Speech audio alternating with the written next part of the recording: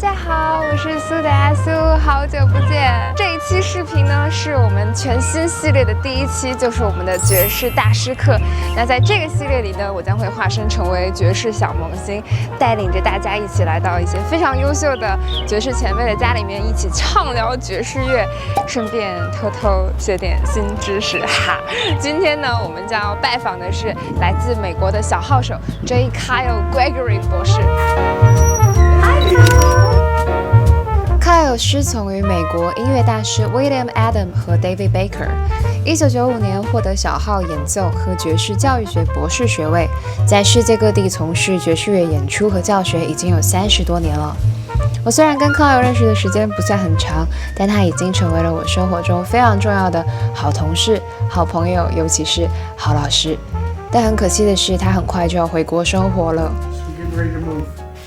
Oh, you're packing already? Yeah, it's been a great adventure to live here. I'm going to miss Beijing. I like Beijing. 这也是我最开始有录制爵士大师课这个想法的原因，希望能够通过对话的形式记录下 J Kyle 老师的一些经验和智慧，分享给大家。今天我们要探讨的话题是爵士乐中非常重要的一个部分——即兴。So we are talking about improvisation today. Great. I believe people who subscribes to my channel, they already know a little bit about it because I mentioned about it all the time. Yeah. But could you tell us again that what exactly is improvisation and what role does it play in the jazz world? It's central to jazz. In fact, most people, everyone that I know, would say that if you don't have improvisation at the center of the music, it's not really jazz, which is essentially making up melodies on the spot. Another way to say that is spontaneously. So we don't plan ahead of time what I'm going to play. I'm not reading something that's written. It's exciting. And it's also really challenging. Like when we're playing music, we don't just do whatever we want. Is there a certain rule in there and what it is? Being general, as a musician, when you're improvising, you're making something up that fits everything else that's happening, because the point of the music you're playing is to make something all together that's beautiful for the people who are listening to it. So it's not just a personal individual exercise. Although I will sometimes, I could be in a context where I'm improvising all by myself, but most of the time I'm improvising with at least one other person. So can I explain it as in there is a balance between freedom and strictness in improvisation? Yeah. But they are kind of like opposite word. How should you describe the relationship between them? That's really interesting. It's really interesting musically, but it's also really interesting philosophically. Yeah. Because on the kind of practical side, one of the hardest things to do as an improviser is when you're in a situation where you can do anything, where there's so many possible choices. That, in many ways, is the most difficult improvisational context to be in. Okay? Because it's like right now, if you say to me, hey, Kyle, improvise something. Yeah. Okay. And I could do anything, literally, right? Yeah. So I don't have a sense of a direction. There's so many possible paths I could choose. But most of the time when I'm playing jazz, there's a clear direction because often I'm improvising most of the time with a song that's already been composed that creates a structure that I play within. And it has a rhythmic structure, it has a harmonic structure. Why don't we play a blues? Okay. Let's do one that we both know really well. How about Freddie Freeloader? Sure. Okay. B flat for you, and just, usual kind of swing, kind of medium swing feel, kind of nice and chill. Okay. All right? 1, 2, 1, 2, 3, 4.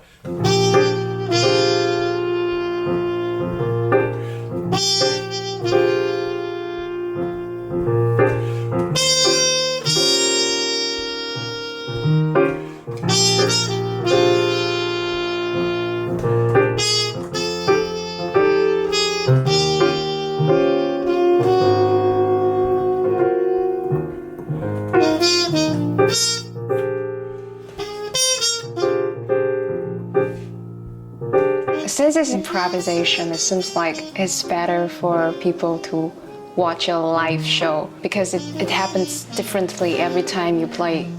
Yeah. Right? Yeah. But there are so many records nowadays, and people can easily access to jazz music through internet, records.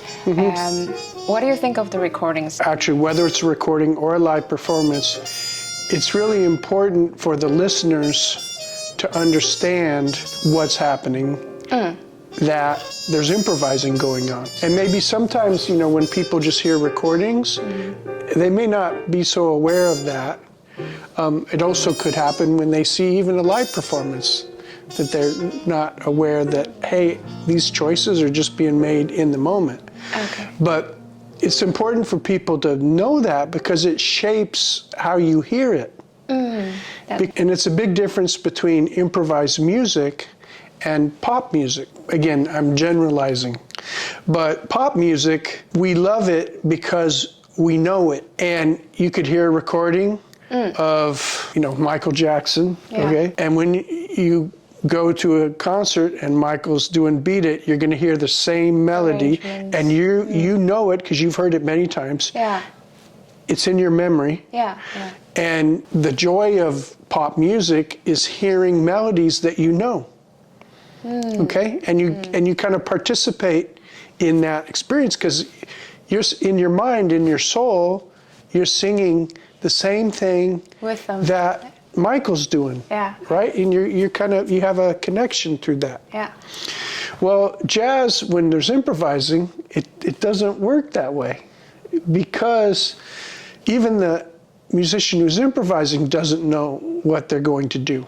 Like if you took a trip with someone, you know, and we said, hey, Kyle, come on, let's just go drive somewhere. Without a map. Where are we going? Yeah. All right, and we just start driving. And that can be really wonderful. It also sometimes can lead to difficult situations, right? What the listeners have to understand when they're listening to improvised music is you're going on an adventure. I like calling jazz like discovery music because that's essentially what it's about. It's about new things being discovered that have never happened before. Do you feel like you need inspiration when you're doing improvisations? And where do you get those? Yes, last night I went with a friend to go hear you sing, okay? And I thought you did a great job, by the way, which I told you. Yeah, you were in a duo with a piano player, and it was just the two of you. So there was lots of space for you to improvise and for him to improvise.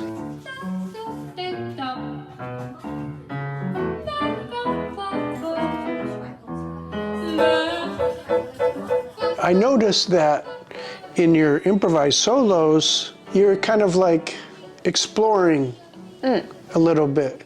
You try something, you say a little something, and then you keep going. There's some different ideas, but when something came out that like struck you as interesting, you held on to it. You know, like a little kid with a whole bunch of toys. Yeah. You pick up this one, you play with it a little bit, okay, you put it back down. Yeah. You pick up this one, you play with it a little bit, you put it back down. You pick up this one and wow, there's something interesting about that toy in that moment. Yeah. And you keep playing with it. And that's what I heard you do last night. So I think it's that the inspiration, you can't decide ahead of time. It happens in the moment, but you kind of are exploring, you're kind of feeling your way into this world until you find something that probably you feel it moves you. And that becomes a thing that you can build your variation around. And you can say it again, or you can say something similar. And it becomes a way that you balance those qualities of unity and diversity. And I thought you did that great. I really liked your improvisations. And that's what I try to do when I improvise. A further question would be, as a musician myself, how do I make my improvisation better? Like to sound, it's me, to sound like, oh, it's Susan. Yeah. Like build up your own character or something. How do we do that? I think it's a process that is kind of slow and gradual because you have to try things. I think there's a kind of a flow. Part of that flow comes, I think, when you're doing things that you're made to do, you know? And all of us, you know, we have things that we're good at and we have things that we're less good at. And I try to build my improvising language on my strengths, not around my weaknesses. And sometimes you can turn a weakness into a strength over time. But there's certain things that no matter how hard I work, I'm just never going to be good at that thing. And over time, I know more about what those things are. I try to choose musical situations that I know fit my strengths. The music that you're going to hear tonight, because it is jazz music, it's mostly improvised. We take an adventure into worlds that we've never been to before. That's what makes this music exciting for us. Okay.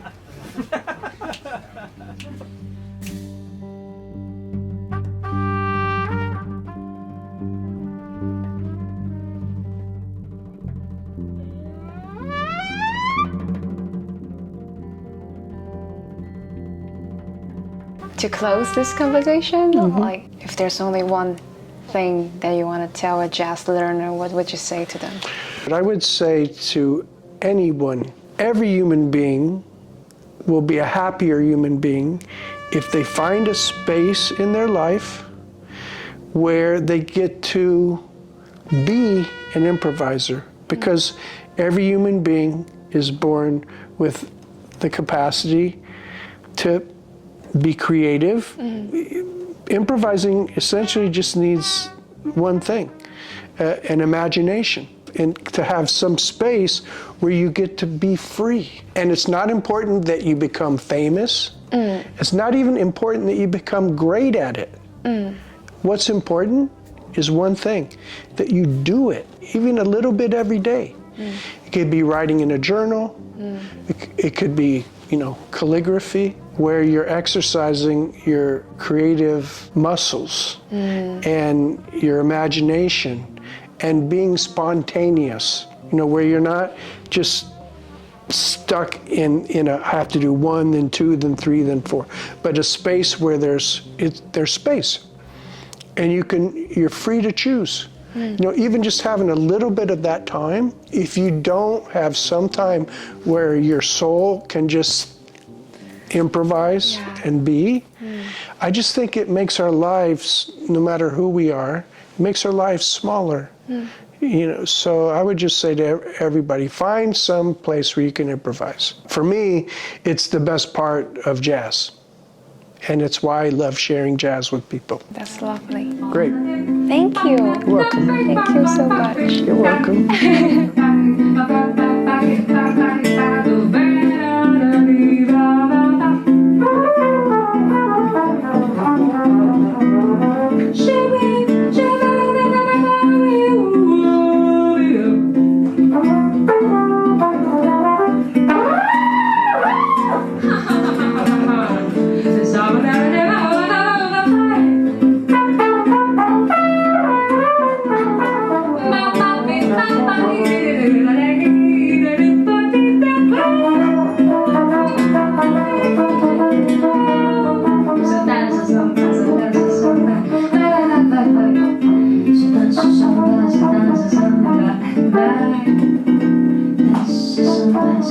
是什么？